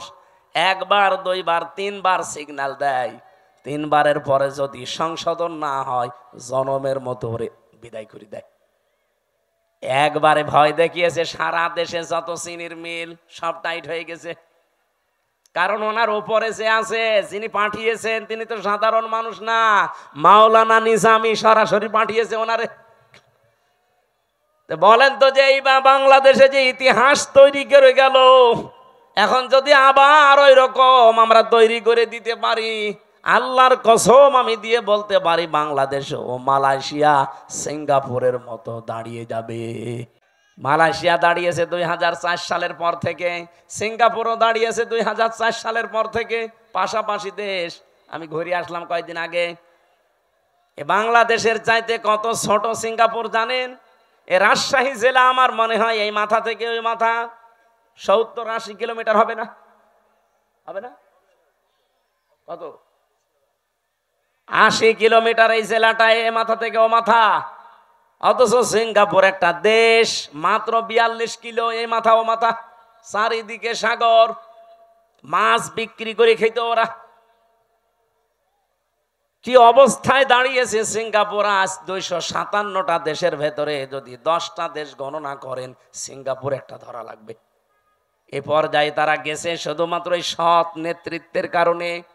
তারপরও তো তারা আল্লাহর আইন মানে না, শুধু যা আইন বানিয়েছে ওইটাই পঙ্খানো মানে, এই কারণে দাঁড়িয়েছে। আর আমরা শুধুমাত্র নিজেদের আইন না, এই দেশে যদি ইসলাম আসে পুরাটা চলবে আল্লাহর আইন। এই বলেন 56,000 বর্গ মাইল পুরাটা চলবে কার আইন? আরো জোরে বলেন। কয়টা? 500। ওই যে পরিচিত যে বিষয়গুলো আদম নবী থেকে, ওই বিষয়গুলো আসবে পরিচিত সব, একটা একটা করে ব্যক্তি, পরিবার, সমাজ, রাষ্ট্রে কায়েম হয়ে যাবে 500। আর অন্যায় 500। সৎ কাজে আদেশ দেবে, অন্যায় কাজে নিষেধ করবে। এই প্রতিশ্রুতি ওনারা দিয়েছে। অন্য দলের ভেতরে যদি এই প্রতিশ্রুতি থাকে যে আল্লাযীনা ইম্মাক্কান্নাহুম ফিল আরদি আকামুস সালাত ওয়া আতাবুজ যাকাত ওয়া আমারু বিল মারুফ ওয়া নাহাউ আনিল মুনকার ওয়ালিল্লাহি আকিবাতুল উমুর, যেই দলের কর্মসূচিতে এই 4টা আছে আপনি তাকে এবার ভোট দেবেন, সে যেই হোক। আমি কারো দলে বিদলে নাই, এই 4টা কর্মসূচি যার কাছে পাবেন তাকে এবার ভোট দেবেন। আর আমি যেহেতু নিজে দেখতেছি এই মানুষগুলো এই গ্যারান্টির উপরে আছে, এরা কথা দিয়েছে যদি ইসলাম দেশের সংসদে যায় প্রথমেই তারা নামাজের বিল আনবে। ওনারা জিজ্ঞাসা করেন, যদি বলেন না আমি নামাজের বিল প্রথমে আনবো না, আমি সুদের বিল আনবো, ওরা একটা ভোটও দেবেন না। 2 নম্বরে ওরা যাকাতের বিল কায়েম করবে, যে যাকাত ভিত্তিক অর্থনীতি কায়েম হবে এখন থেকে। 3 নম্বরে ভালো কাজ, যেটা পরিচিত কাজ, ওগুলো জারি হবে, এগুলো আদেশ হবে আইনের মাধ্যমে। আর অন্যায় যতগুলো আছে অন্যায় সব বন্ধ হবে, বাধার প্রাচীর তৈরি করা হবে। এটা যদি আজ বাংলাদেশে ইসলাম থাকতো, কুমারখালী এই গাজী কালুর চম্পাবতীর এই অর্ধ উলঙ্গ নাচের অনুমতি দিত, এটার জন্য মারামারি হইতো, আইন পাশ করে সব অন্যায় কাজগুলো বন্ধ করে দিত। এই জন্য আমরা চাচ্ছি আপনারা যা ভুল বোঝেন বা ভুল বোঝান, এই যে রাজশাহী অঞ্চলের এ পাশে কালকে আমার মাহফিল যেখানে আছে চাঁপাইনবাবগঞ্জ, 2 জন বিশাল বিশাল মুফতি আছে, স্বামী আর স্ত্রী 2 জনই মুফতি, ভারতের কামান, এরা মুজাদ্দেদে জামান। কি ফতোয়া দিচ্ছে দেখেছেন? এরা কোনোদিন 24-এর কথা বলে না, এরা শুধু কথা বললে 71, 47, 52 কথা বলছে না কেন? আরো কিছু তৈরি হয়েছে তাদের মুরিদ, এই পাবনার একটা হাবিব ঘোষণা দিয়েছে এই পাবনা জেলার আটঘরিয়ায় জামাত ইসলামের কোন মানুষ আজানও দিতে পারবে না, নামাজও পড়াতে পারবে না। আপনি ঘোষণা দিয়েই শেষ করে দিলে হবে? আপনি নিজে নামাজ পড়াতে পারবেন? আজকে একজনের নামাজ দেখলাম, কি সোরা পড়ছে গো, জিবরাইল নতুন নাজিল করছে, আলাম তারা কাইফা ফালা রব্বুকা বিয়াস। তাও তো আমি ভালো করে পড়ছি, এটা শোনান তো। কি তেলাওয়াত, আমার মনে হয় দাঁত মুখ ভেঙে যাবে। এই কথা যে বলতে পারে আমার মনে হয় তারে এখন থেকে ইমামতির জায়গায় দাঁড় করিয়ে দেওয়া লাগবে। আর ওই যে আর এক চাপাবাজ যেটা ডিম খাচ্ছে, আচ্ছা আমার বুখারী শরীফ, কোরআন শরীফ সব পড়া শেষ, হ্যাঁ পুরাটা চাপাবাজি। এই বহু চাপাবাজ এই দেশে এখনো আছে গোপনে, আর প্রকাশ্যে অনেকে 24-এর কথা বলে না, কথা বললেই 71, কথা বললেই 52, কথা বললেই 47। আরে ভাই 71, 52, 47 আমরা কেউ ছিলাম না, আমরা ছিলাম 24-এ। এই যে মে মাস চলছে, আজকে 22 তারিখ, এই সামনে মাসের 10 তারিখে জুন মাসের এই দেশে জুলাই ঘোষণাপত্র অলরেডি প্রকাশ করা হবে। যখন এই ঘোষণাপত্র আসবে তখন অটোমেটিক ভাবে বাংলাদেশের সংবিধান বাতিল হয়ে যাবে। আর এই সংবিধান অনুযায়ী এখন যে চুপ্পু মিয়া আছে রাষ্ট্রপতিও অটোমেটিক বাতিল হয়ে যাবে। এক কথা বলেন না কেন? কারণ এই দেশ চলবে এখন 24-এর চেতনায়। কথা বলেন ঠিক কিনা? কোনো বৈষম্য থাকবে না দেশে, আর বৈষম্য যতদিন আছে ততদিন নির্বাচনও হবে না। তাহলে নির্বাচন দিলে 2732 জন মানুষ মরে গেল, ওদের কি জীবনের দাম নেই? তো ওদের জীবনের দাম দেন, তারপরে আপনি 72, 71, 73-এর কথা নিয়ে আসেন। আমরা 71-কে সম্মান করি, 52-কে সম্মান করি, 47-কে সম্মান করি, কিন্তু না, সবচাইতে বড় সম্মানের জায়গা এখন আমি যেহেতু দেখেছি নিজে 24। কথা বলেন না কেন? এই দেশ চলবে এখন 24-এর চেতনায়। কোন চাপাবাজের চাপাবাজি এ দেশে আর চলবে? যদি এরকম চাপাবাজি করে মমতাজের মতো সেও ডিম খাবে। তাও কি ভালো ডিম? পচা ডিম। যে ডিম খেয়েছে মহিলা আজকে মানিকগঞ্জে, ও জীবনে মনে হয় আর কোর্টে হাজিরা দিতে আসবে না।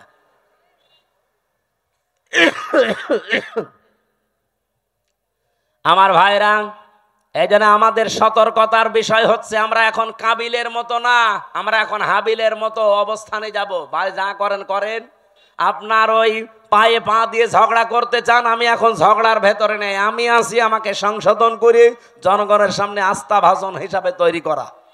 কারণ আমি চাই এই পৃথিবীতে আমারটা যেমন কবুল হচ্ছে, আমার আন্ডারে যারা থাকবে তাদেরটাও যেন আল্লাহর দরবারে কবুল হয়।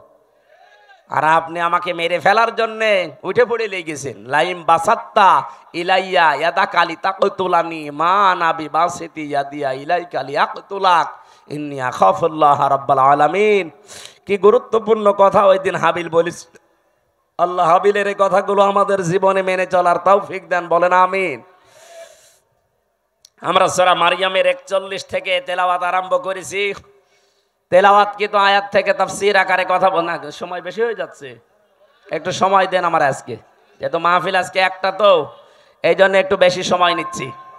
মাহফিল যতক্ষণ চলে আয়াতটা শেষ না হতে থাকবেন মোনাজাতের পরে। আমার এই যে গাড়ি আছে, এটা আমার গাড়ি না, এই গাড়ি থেকে আমার লিখিত যে বইগুলো আছে মেয়েদের উপরের পুরুষদের উপর, ওটা নিয়ে যেয়ে পড়বেন। বই মানুষকে ঠকায় না, পড়বেন, আপনার ভাগ্য খুলবে ইনশাল্লাহ। জবান খোলে সূরা মরিয়মের 41 নম্বর আয়াত, এখান থেকে আমরা আরম্ভ করব।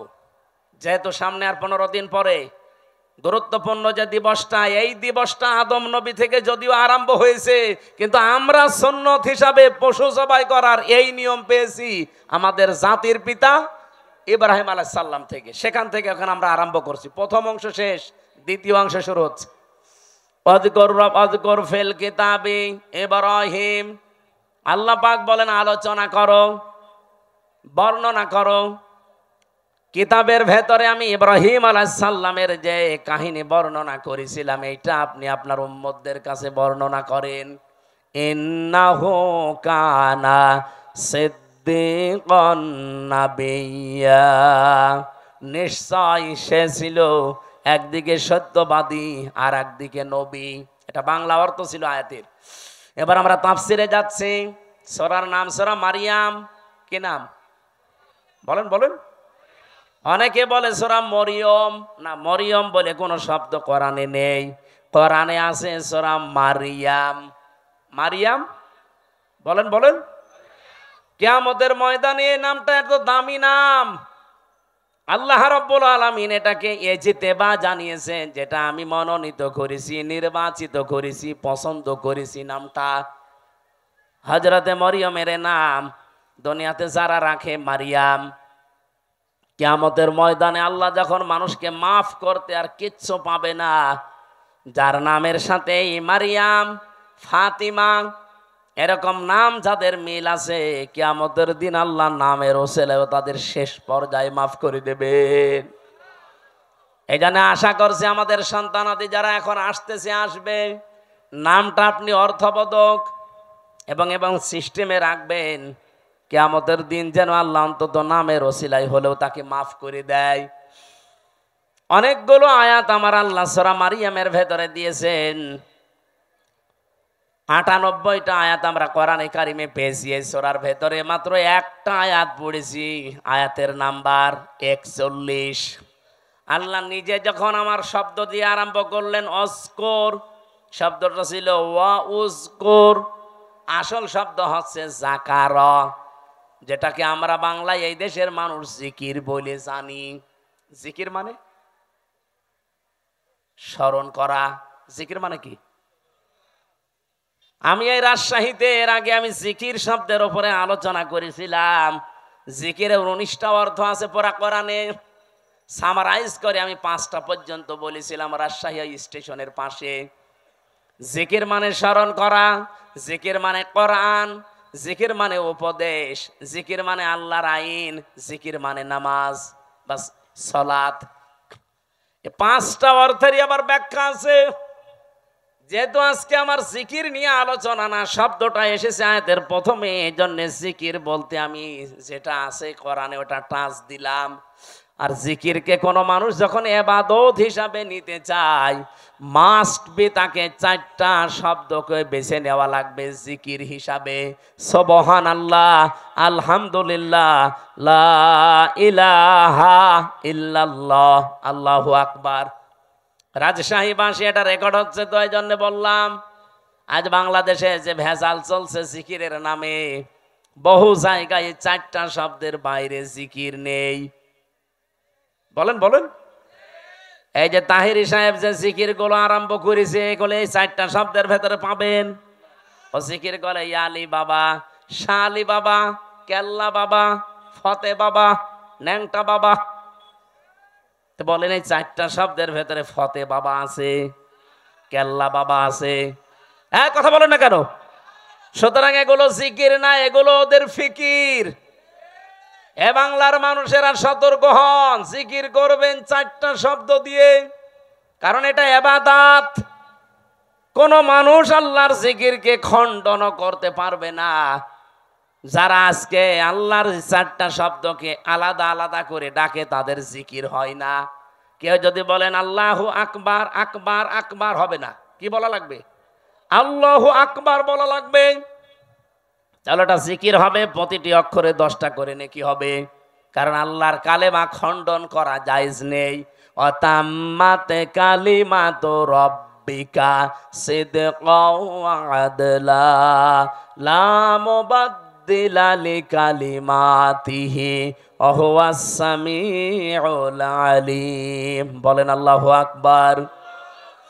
এখানে 3টা বিষয় লেখা আছে আয়াতের ভেতরে। আল্লাহ বলেন আমার কোরআন পরিপূর্ণ সত্য কথা দিয়ে। 2 নম্বরে আমার কোরআন ইনসাফ দিয়ে পরিপূর্ণ। 3 নম্বরে আমার কোরআনের কোনো কথা রদ বদল নেই, পরিবর্ধন নেই। আযারুল্লাযীনা ইউলহিদুনা ফি আসমাই, এটা পাবেন সূরা আরাফ 9 নম্বর পারা 13 নম্বর পৃষ্ঠার 5 নম্বর লাইনের 180 নম্বর আয়াতের মাঝের অংশে আছে। যত তাফসিরে দেখবেন এইটাই লেখা পাবেন। আল্লাহ বলেন আমার নামকে তোমরা এলহাদ করবা না। এলহাদ মানে বলেন বলেন। এলহাদ মানে পাল্টিয়ে ফেলা, এলহাদ মানে পরিবর্ধন করা, উলট পালট করে ডাকা। বাংলার মানুষেরা আল্লাহ যেহেতু এলহাদ করলে নিষেধ করেছেন, সুতরাং আজকে থেকে আমরা আর শুধু আকবার আকবার না, আল্লাহু আকবার জিকির করব। শুধু সুবহান সুবহান না, সুবহান আল্লাহ জিকির করব। শুধু আলহামদ আলহামদ না, আলহামদুলিল্লাহ বলবো। শুধু লাইলা লাইলা না, লা ইলাহা ইল্লাল্লাহ বলবো। এর বাইরে যদি কেউ জিকিরের কোন শব্দ আবিষ্কার করেন, দলিল দেওয়া লাগবে। এই কথা বলছেন না কেন? বলেন বলেন। হ্যাঁ, আপনি সব সময় মুখে জারি রাখতে পারেন একটা শব্দ, সেটা হচ্ছে আস্তাগফিরুল্লাহ। আস্তাগফিরুল্লাহ সব সময় মুখে জারি রাখবেন। শুধু টয়লেটে আর স্বামী স্ত্রীর ব্যবহারের সময়, এই দুইটা সময় বাদ দিয়ে সব সময় মুখে জারি রাখতে পারেন কি আস্তাগফিরুল্লাহ। বলেন আস্তাগফিরুল্লাহ, আস্তাগফিরুল্লাহ। মনে যখনই আপনার আনমনা হয়ে যাবে এই শব্দটা মুখে জারি রেখে দেবেন। বিশ্বনবী বলেন এটা যার জীবনে যত বেশি থাকবে আমার আল্লাহ জান্নাতে তার নিয়ামত তত বেশি বৃদ্ধি করে দেবে। জান্নাতের খাজানা বলা হয় একটা শব্দকে, নাম হচ্ছে লা হাওলা ওয়ালা কুওয়াতা ইল্লা বিল্লাহ। এটাও পড়বেন, লা হাওলা ওয়ালা কুওয়াতা ইল্লা বিল্লাহ। যেটা আজকে আমার জিকিরের আলোচনা না, আমি টাচ দিলাম শুধু প্রথম শব্দের অযকুর ফিল কিতাবি। আল্লাহ পাক বলেন আলোচনা করো, বর্ণনা করো হে নবী কিতাবের মধ্যে। কিসের মধ্যে? কিতাব কাকে বলা হয়? এই পৃথিবীতে যত কিছু আপনি দেখতে পান, লাইব্রেরিতে যান, প্রত্যেকটা হচ্ছে কিতাবের ব্যাখ্যা।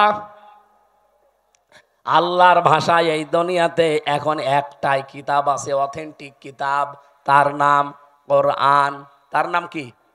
এই জন্য আপনি এখানে দেখেন কিতাবের আগে আলিফ লাম দেওয়া আছে, অযকুর ফিল কিতাবি। নির্দিষ্ট করে আল্লাহ জানিয়েছেন কিতাব একটাই। তাছাড়া দুনিয়াতে যত কিছু আছে ওগুলো কিতাবের ব্যাখ্যা। এই জন্য আপনাকে কেউ যদি বলে আমি ইসলাম জানতে চাই, কোন কিতাব পড়লে আমি ইসলাম জানতে পারবো, আপনাকে কোরআন দেওয়া লাগবে। আপনি যদি বলেন না এই যে রবীন্দ্রনাথ ঠাকুরের কবিতা দিলাম, পাবে ইসলাম? পৃথিবীতে যত তাফসীর লেখা আছে, যত হাদিসের গ্রন্থ লেখা আছে, যত কিছু আছে সব হচ্ছে আল্লাহর এই কিতাবের ব্যাখ্যা। আপনি সূরা তাফসীরে ইতকানের ভেতরে দেখবেন এই কিতাবের নাম আমার আল্লাহ নিজে নামকরণ করেছেন 55টা। কোরআনের নাম কয়টা? বলেন বলেন। কোরআনের প্রথম নাম হচ্ছে আল কোরআন, 2 নাম্বার নাম হচ্ছে আল ফুরকান, 3 নাম্বার নাম হচ্ছে আল কিতাব, 4 নাম্বার নাম হচ্ছে আজ জিকির, 5 নাম্বার নাম হচ্ছে আত তানজিল। বলেন আল্লাহু আকবার। এজন্য কিতাবে একটাই। এই কিতাবের কাছে কেউ যদি না আসে কোনোদিন সে হেদায়েতের রাস্তা পাবে না। আহ্বান জানাচ্ছি যারা সেখানে আছেন, ফাইনা তাযাহাবুন ইন হুয়া ইল্লা যিকরুল লিল আলামিন। কোথায় যান? ফিরে আসেন। এ কোরআন কারীম এই পৃথিবীর মানবতার জন্য মহান আল্লাহর পক্ষ থেকে একটা উপদেশ। বলেন সুবহানাল্লাহ। আমি কিতাবের আরো ব্যাখ্যা করতে পারতাম, ওদিকে আর যেতে চাই না। আল্লাহ বলেন আলোচনা করেন, বর্ণনা করেন এই কিতাবের ভেতরে। এই কিতাব মানে কোরআন শরীফের ভেতরে আল্লাহ যে বর্ণনা দিলেন, যার নাম এখানে প্রায় 27 জন নবীর নাম আমরা পেয়েছি, 25 জন আর 2 জন ইনডাইরেক্ট, সব মিলে 27 জন। এই 25 থেকে 27 জন নবীর ভেতরে অন্যতম 4 জন নবী, তার ভেতরে 1 নম্বরে হযরত ইব্রাহিম আলাইহিস সালাম।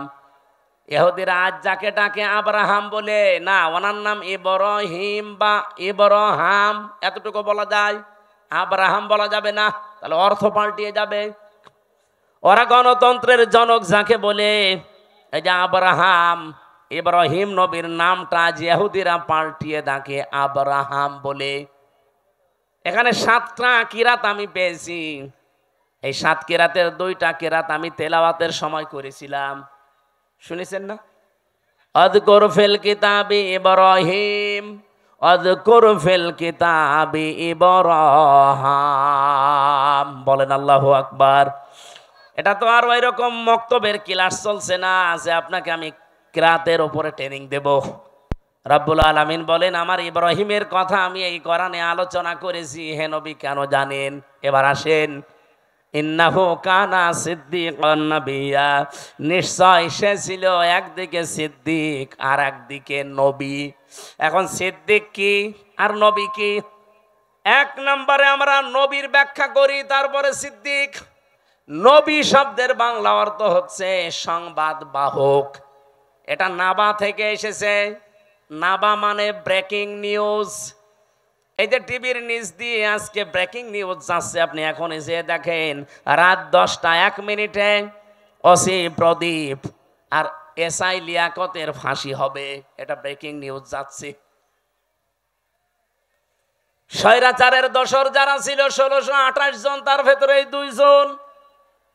দুইজন না হলেও একজন তো মাস্ট বি ওসি প্রদীপ। আজকে আমার সাথে 3টা বছরই জেলে ছিল। আমি যেখানে বসতাম জেলারের সামনে, সোফারের সামনে, ওই শয়তান আমার পাশে বসতো। আমার এসে মাঝে মাঝে বলতো, হুজুর আমার কোনো দোষ নেই, সব বানানো।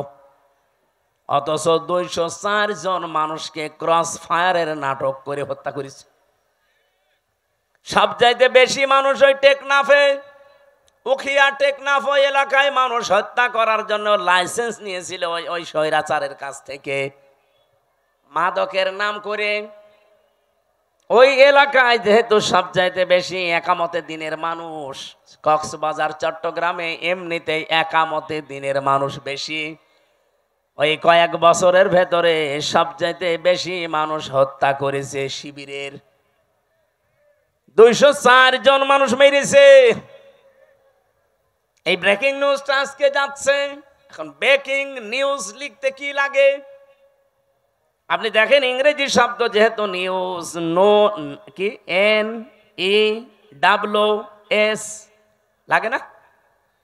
আপনি একটা একটা করে শব্দের সাথে অর্থ মিলান। এন দিয়ে যদি ধরেন ইস্ট, ই দিয়ে নর্থ, নাই এন দিয়ে নর্থ, ই দিয়ে যদি ইস্ট ধরেন, ডাব্লু দিয়ে ওয়েস্ট, আর এস দিয়ে সাউথ, তাহলে পৃথিবীর 4 কোণা হয়ে যাচ্ছে। তামাম পৃথিবীতে যত সংবাদ পৌঁছানো লাগবে সব আমার আল্লাহ নবীদেরকে দিয়ে পৌঁছিয়েছিলেন। বলেন সুবহানাল্লাহ। সব চাইতে বড় সংবাদ হচ্ছে, এরপরে একটা একটা করে সংবাদগুলো তিনি পরিবেশন করবেন তার পরিবার থেকে শুরু করে। 2 নম্বরে তিনি সিদ্দিক ছিলেন। সিদ্দিক কি? সত্য কথা বললেই সিদ্দিক হয় না মানুষ। সত্যকে সত্য বলে জানার পরে যারা দ্বিধাহীন চিত্তে প্রশ্ন ছাড়া গ্রহণ করে নিতে পারে তার নাম সিদ্দিক। হযরতে আবু বকর পর্যন্ত তিনি ছিলেন, কিন্তু জানি যখন মেরাজের এই কাহিনীকে সত্যকে সত্য জানার পরে কোনো প্রশ্ন ছাড়া দ্বিধাহীন চিত্তে মেনে নিয়েছিলেন, বিশ্বাস করেছিলেন। বিশ্বনবী ওই দিন তাকে বলেছিলেন, তুমি আবু বকর শুধু না, আজকে থেকে আবু বকর সিদ্দিক। তাহলে আজ বাংলাদেশে আমরা যদি কেউ সিদ্দিক হতে চাই, কিয়ামতের দিন যেহেতু 4 প্রকার মানুষকে আল্লাহ পুরস্কার দেবে, মিনান নাবিয়্যিনা ওয়াস-সিদ্দীকিনা ওয়াশ-শুহাদা ওয়াস-সালিহিন, এই 4 প্রকারের ভেতরে 2 নম্বরে সিদ্দিক। তাহলে সত্যকে সত্য জানার পর কোনো চিন্তা ভাবনা আর করা যাবে না। দ্বিধাহীন চিত্তে প্রশ্ন ছাড়া, পিছুটান ছাড়া যারা মেনে নিয়ে জীবন চালাতে পারবে, কিয়ামতের দিন যারা সিদ্দিকের কাতারে উঠবে। এ বাংলাদেশে সিদ্দিক আছে, খালি নামে আছে আবু বকর সিদ্দিক। সত্যকে সত্য জানার পরে মেনে নেওয়া দূরের কথা, আরো ঘাড় ঘোরায়, ঘাড় মোটা করে, চোখ মোটা করে। পাবনায় কোরআনে কারিমে আগুন লাগিয়েছে 150টা কোরআনে। সত্য কোনটা আপনি উদ্ঘাটন করে বের করেন না, আন্দাজে একজনের উপরে 10টা চাপিয়ে এমন কালার করার চেষ্টা চালিয়েছে।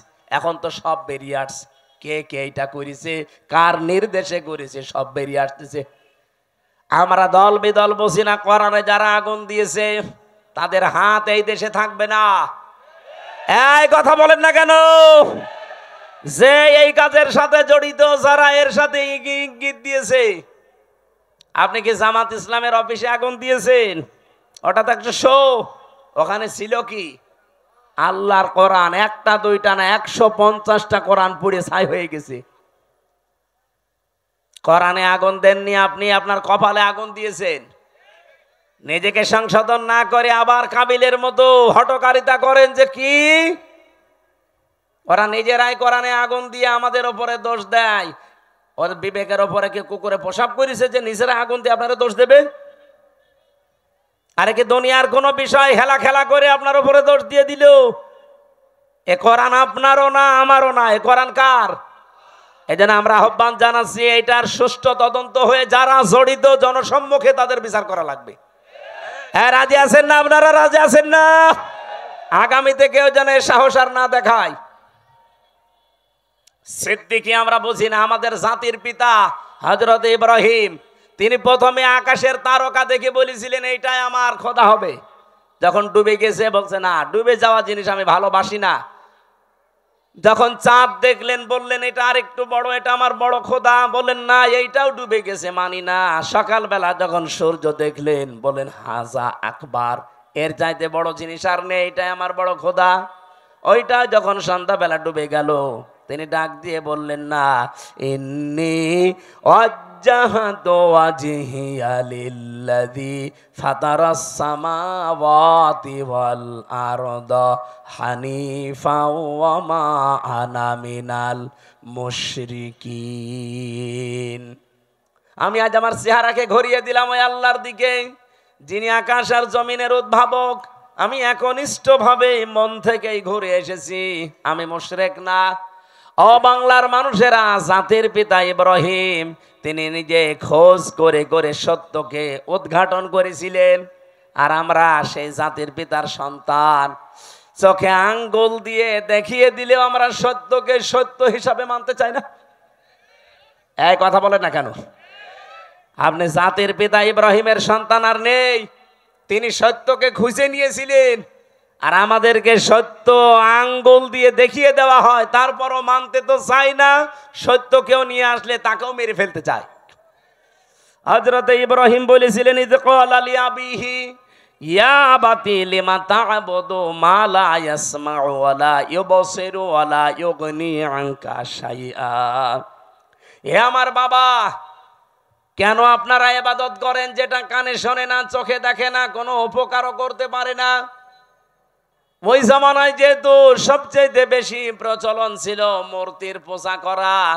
ইব্রাহিম নবীর বাবার নাম ছিল আজর বা তারিক। উনি নিজে হাতে মূর্তি বানাতেন আর ওটা বাজারে বিক্রি করতেন, সেল দিতেন, খুব দামি দামি মূর্তি। ইব্রাহিম নবীকে দিয়ে মূর্তি বিক্রি করার জন্য বাজারে পাঠাতেন। তাফসিরে লিখেছে, ওনাকে একবার ঝুড়ির ভেতরে, বড় বিশাল একটা ঝুড়িতে অনেকগুলো মূর্তি মাটির তৈরি করা, বলছে বাজারে নিয়ে যাও, বিক্রি করে আসো। বাজারে নিয়ে যাওয়ার পরে এক জায়গায় রেখে দিয়েছে। কেউ তো নিচ্ছে, কেউ নিচ্ছে না। চিন্তা করে অনেকগুলো তো বেঁচে আছে, কি করা যায়? মনের ভেতরে ওই যে উনি সত্যের সন্ধান যেহেতু আগেই পেয়েছিলেন, বাবাকে এত করে বুঝিয়েছেন যে বাবা এখানে শোনে না, চোখে দেখে না, উপকারও করতে পারে না, আপনি এর পেছনে সময় দেন, শ্রম দেন, এর কাছে মাথা নত করেন। বাবা তো মানে নাই, বলছে এটা আমার ব্যবসা, এটা করলে অনেক কিছু আয় হবে। প্রতিমধ্যে নিজে নিজে একটার সাথে আর একটা ঠোকর লাগিয়েছে। মাটির জিনিস, শুকনা জিনিস একটার সাথে আর একটা মারে ভেঙে যায়। বাড়িতে ঝুড়ি ভর্তি করে নিয়ে এসে বলছে, বাবা এই দেখেন রাস্তায় মারামারি করে এদের অবস্থা। আমার মনে হয় বিশ্বে আজ যারা মুশরিক আছেন, যারা মূর্তি পূজা করেন, বিবেকের উপরে যদি কুকুরে পেশাব করে না দেয়, বিবেক যদি কারো কাছে বন্ধক না রাখেন, নিজের হাতে তৈরি করা জিনিসের সামনে জীবনও আপনি মাথা নত করবেন না। অনেকে দলিল দিয়েছিলেন, প্রথমে যুক্তি দিলেন, বাবা মা লা ইয়াসমাউ ওয়া লা ইউবসিরু ওয়া লা ইউগনি আনকা শাইআ, যে কানে শোনে না, চোখে দেখে না, আপনাকে আমি এত করে বোঝালাম, আর এখন আপনি বলছেন যে ভেঙ্গে ভেঙ্গে তারা নিজেরা মারামারি করে মরে গেছে। আমি আপনাকে বোঝালাম যে ওরা নিজেরা মারামারি করে, আপনি বিশ্বাস করেন না। আপনি বলছেন না ওরা তো কথা বলতে পারে না। কথা যেহেতু বলতে পারে না, কানে শুনতে পারে না, বিপদে পড়লে আমারে বাঁচাতেও পারে না, তাহলে এর সামনে আপনি মাথা নত করেন কেন? বাবা তখন লাজবাব হয়ে গেছে। দেখলেন আমার বাবা যখন অন্তত এখন আর জবাব দিতে পারে না, তখন তিনি বলেছিলেন, ইয়া আবাতি ইন্নী ক্বাদ জাআনি মিনাল ইলমি মা লাম ইয়াতিকা ফাত্তাবি'নি আহদিকা সিরাতান সাবিয়্যা। হে আমার বাবা, আমার কাছে একটা জ্ঞান এসেছে। ওই যে তিনি তিনটা জ্ঞানের মাঝখানে পেলেন তারকা, সূর্য আর চন্দ্র দেখে দেখে একটার পর একটা যখন ডুবে যায়, তার ভেতর থেকে ওই যে জ্ঞানটা, এই জ্ঞান উনি পেয়েছিলেন কোন জায়গা থেকে? ওই যে একেবারে প্রথম ক্লাস, ওই ক্লাসে আদম নবী, পৃষ্ঠদেশে ইব্রাহিম নবী ছিলেন না? বলেন বলেন। ওই দিন থেকে তিনি জেনেছিলেন। এটা হয়তো অনেকের চাপা পড়ে থাকে, এই জন্য প্রকাশ করতে চাই না। নবীদের যেহেতু আল্লাহ কন্ট্রোল করছেন, ওই জ্ঞানটা ওনার কাছে আমার আল্লাহ উদ্ভাসিত করে দিয়েছেন, জাগরণ করে দিয়েছেন। ডাক দিয়ে বললেন, বাবা আমার কাছে যে জ্ঞান এলেম এসেছে, আপনার কাছে ওইটা নেই, আর আপনার কাছে থাকলে ওইটা চাপা পড়ে আছে। আপনাকে আমি আহ্বান জানাচ্ছি, আপনি আমার অনুসরণ করেন, তাহলে আপনাকে আমি সহজ সরল পথ দেখাতে পারবো। ইয়া বাতিলা তা'বুদিশ শাইতানা ইন্নাশ শাইতানা কানা লির-রহমানি আসিয়া। তিনি ডাক দিয়ে বলেছিলেন, হে বাবা, ইয়া আবাতি ইন্নী আখাফু আইয়ামাসসাকা আযাবুম মিনার রহমানি ফাতাকুনা লিশ-শাইতানি ওলিয়্যা। ক্বালা আরাগিবুন আনতা আন আলিহাতি ইয়া ইব্রাহিম লা ইল্লাম তানতাহি লা আরজুমান্নাকা ওয়াহজুরনি মালিয়া। বলেন সুবহানাল্লাহ। হযরত ইব্রাহিম এত সুন্দর করে তার বাবাকে বুঝিয়েছিলেন। আজও তামাম বিশ্বের মুশরিকদেরকে, নবীর উম্মত যারা আমরা এইভাবে করে বোঝাতে চাচ্ছি।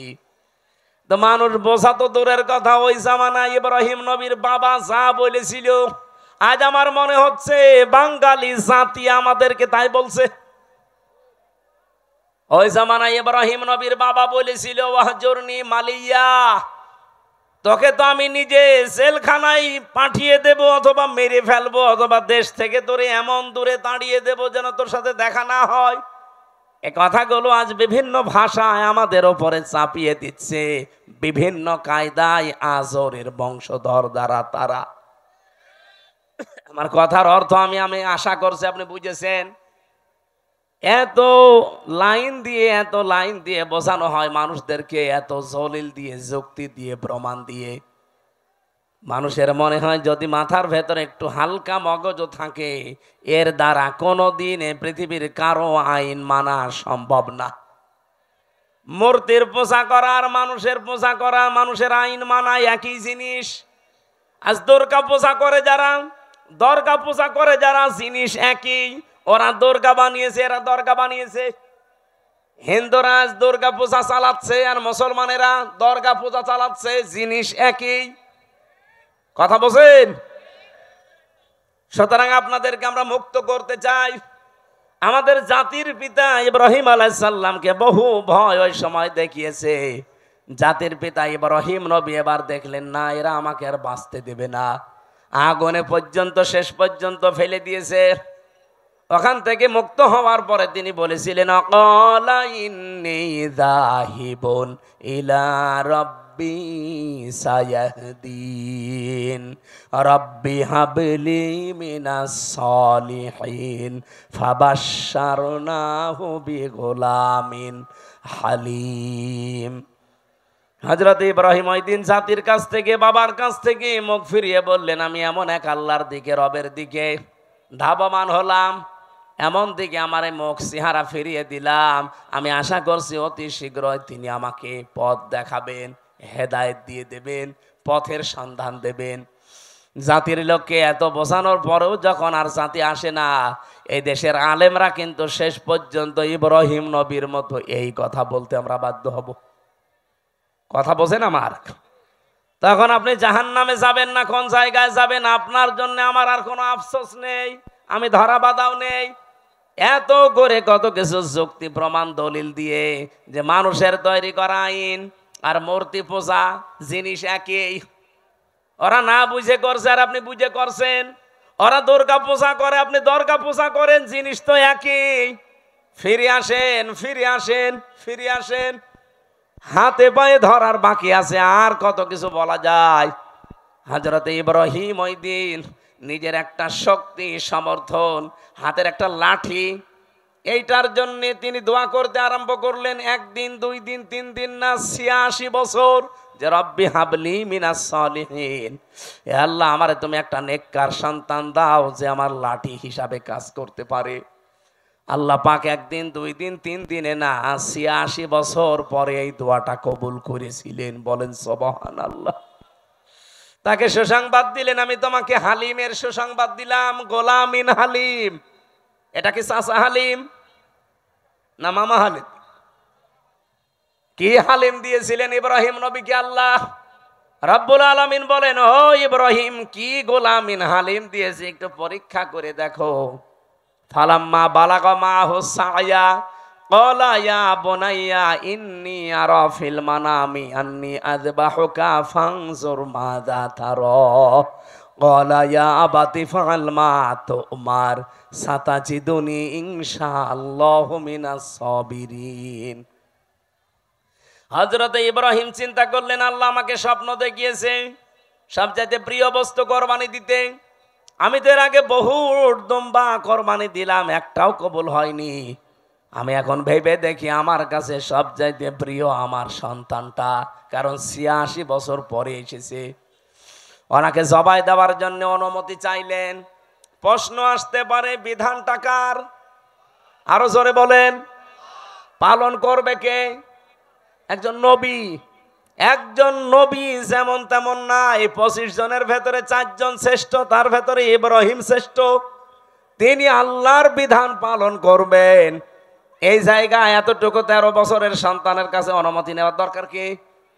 এই জন্য অনুমতি নিয়েছিলেন। তিনি যে 86 বছর দোয়া করলেন, আমি রব্বি হাবলি মিনাস সালিহিন চাই। আল্লাহ যে জবাবে বলেছিলেন গোলামিন হালিম, তোমাকে আমি সহনশীল ধৈর্যশীল সন্তানের সুসংবাদ দিলাম। কেমন হালিম দিয়েছে আজকে আমি দেখব। তিনি যখন বললেন, আমি কি তোমাকে জবাই করতে দেখেছি, তোমার রায় বলো। উনি মনে করেছিলেন সন্তান মনে হয় দৌড় দেবে, কিন্তু না, এসে বলছে, বাবা যা আদিষ্ট হয়েছেন আপনি পালন করেন, আপনি আমাকে ধৈর্যশীলদের মধ্যে পাবেন। ইব্রাহিম নবী এবার 100 ভাগ বিশ্বাস করে ফেলেছেন, আল্লাহ তুমি কি আমাকে গোলামিন হালিম যা দিয়েছো এটা তো 100 ভাগ কার্যকর। এ সন্তানের কথাবার্তার ধরন কি? তিনি ভাবাস কি সাতাজিদুনি ইনশাআল্লাহু মিনাস সাবির বলতে পারতেন, যে আমি ধৈর্যশীল। বলেন নাই, বলেছিলেন সাবিরিন। আমার মতো বহু ধৈর্যশীল দুনিয়ায় আছে, তাদের ভেতরে আমিও একজন। তার মানে আমি অহংকার করি না আল্লাহর বিধান পালন করতে পেরে। বলেন সুবহানাল্লাহ। রব্বুল আলামিন এবার জবাব দিলেন, ফালাম্মা আসলামা ওয়া তাল্লাহু লিল জাবিন। যখন দুইজনে এগ্রি হয়ে গেছে, আসলামা দিবসন, দুইজনেই যখন রাজি আল্লাহর বিধান পালন করার জন্য, ইব্রাহিমও রাজি, ইসমাইলও রাজি, আতাল্লাহু লিল জাবিন, জবাই করার জন্য কায়ত করে ফেলেছেন। আমার আল্লাহ বলেন, অনাদাইনাহু আইয়া ইব্রাহিম। এবার আমি ডাক দিলাম, ইব্রাহিম না, আমি চাই না যে সন্তান জবাই হয়ে যাক, এই জন্যই তো স্বপ্ন দেখিয়েছি। সন্তান জবাই হয়ে যাক এটা যদি চাইতাম তো স্বপ্ন দেখাতাম না, একবারেই বলতাম ছেলে জবাই করে ফেলো। স্বপ্নের মাধ্যমে যে দেখালাম যে এই এই এই প্রক্রিয়া করো, তার মানে সন্তান জবাই হয়ে যাক, এটা আমার উদ্দেশ্য না। আমার উদ্দেশ্য তোমার আমার হুকুম মানো কিনা। কোরবানি এসেছে 1 বছর পরে পরে। হযরত ইব্রাহিম থেকে সুন্নাত এইটা পালন করার জন্য, যে আল্লাহর বিধান সামনে যখন যেটা আসবে প্রশ্ন ছাড়া আমরা মানতে পারি কিনা। আমার কথা বোঝা গেছে কিনা? সামনে আল্লাহর বিধান যখন যেটা আসবে, যত কিছু হারাতে হয় হারাবেন। ইব্রাহিম নবীর মতো হাতে ছুরি নেওয়া লাগবে, ইসমাইল নবীর মতো গলা দিয়ে দেওয়া লাগবে। এই জন্য আল্লাহ আসলামা দিয়ে বচন দিয়েছেন। এদেশে এখন যারা দায়িত্বে আছেন, এই 15 দিন পরে যে কোরবানি, এই কোরবানিতে আপনারা ইব্রাহিম নবীর ভূমিকা পালন করবেন। আর আমরা 18 কোটি জনগণ যদি গলাও দেওয়া লাগে ইসমাইল নবীর ভূমিকায় আসতে চাই। আগামী জুন মাসের 6 বা 7 তারিখে আল্লাহর এই বিধানটাকে সামনে যদি সত্যি পালন করা যায় এই বিধানের মতো, আমার মনে হচ্ছে ইসলামে দেশে কায়েম হয়ে যাবে ইনশাআল্লাহ। আমি কি বোঝাতে চেয়েছি আপনারা ঠিক বুঝে ফেলেছেন। আল্লাহ আমাদেরকে আয়াতগুলো এইভাবে অনুসরণ আমাদের জাতির পিতা যেভাবে করেছিলেন করার তৌফিক দিন, আমিন। মা বোনদের জন্য বইটা নিয়েছেন, এ পর্যন্ত শেষ করে দিলাম। আল্লাহুম্মা আমিন। লা হাওলা ওয়ালা কুওয়াতা ইল্লা বিল্লাহিল আলিয়্যিল আযীম। রব্বুল আলামিন 1.5 ঘন্টা 1 ঘন্টা 45 মিনিট পর্যন্ত আমি কথা বললাম। যারা বসে আছে ইব্রাহিম নবীর জীবন থেকে যেটা পাওয়ার হালকা আমরা পেয়েছি, জীবনে মেনে চলার তৌফিক দাও। আজকের মাহফিলের সওয়াবগুলো নবীজির রওজায় পৌঁছিয়ে দাও। যে যুবকগুলো এই মাহফিলের জন্য কাজ করছে আল্লাহ, এই যুবকদেরকে তুমি ওমরের মতো বানিয়ে দাও। মা বোনরা যারা এসেছে খাদিজার মতো বানাও। এদের পেটে যে সন্তানাদিগুলো আসে আল্লাহ তুমি এদেরকে হযরতে আলীর মতো, ওসমানের মতো কবুল করে নাও। অনেক পরিবারে অশান্তি আছে আল্লাহ, স্বামী স্ত্রীর ভেতরে শান্তি দিয়ে দাও। এলাকায় মাটির নিচে যারা কবরে আছে কবরগুলো জান্নাতুল ফেরদাউস তৈরি করে দাও। রব্বুল আলামিন চেষ্টা চালিয়েছে কোরআনে কারিম থেকে সঠিক কথাগুলো তুলে ধরতে, শিক্ষা নেওয়ার জন্যে। কম বেশি আমরা যারা বুঝেছি আগামীর জীবনে আমল করার তৌফিক দাও। আমাদের ঈমান আমল ইব্রাহিম ইসমাইলের মতো বানিয়ে দাও। 15 দিন পরে মহান দিবস আসতেছে ঈদুল আজহা। এই ঈদুল আজহায় মূল শিক্ষাটা তোমার বিধান পালন করা, এটা মেনে চলার সুযোগ দাও। কখন কার কাছে আজরাইল পাঠিয়ে দাও আমরা জানি না। যখনই আজরাইল আসবে জীবনের শেষ কথা যেন এটা বলতে পারি, লা ইলাহা ইল্লাল্লাহু মুহাম্মাদুর রাসূলুল্লাহ।